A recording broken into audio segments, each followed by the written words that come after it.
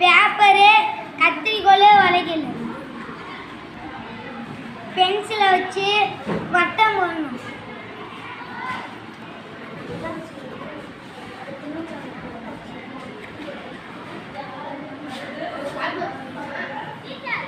இந்த வட்டத்தெல்லாம் கட் பண்ணி எடுக்கணும்.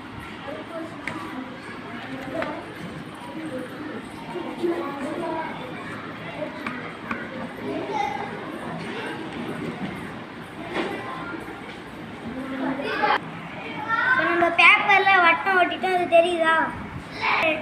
இந்த பேப்பரை எடுத்து ரெண்டாக அடித்து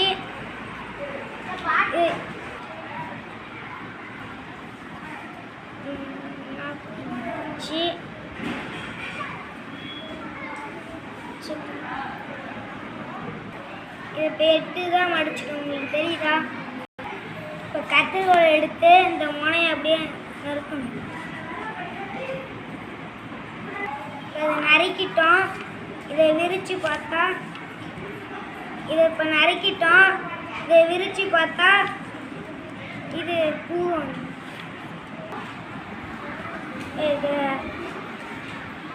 இதை வெட்டிட்டேன்.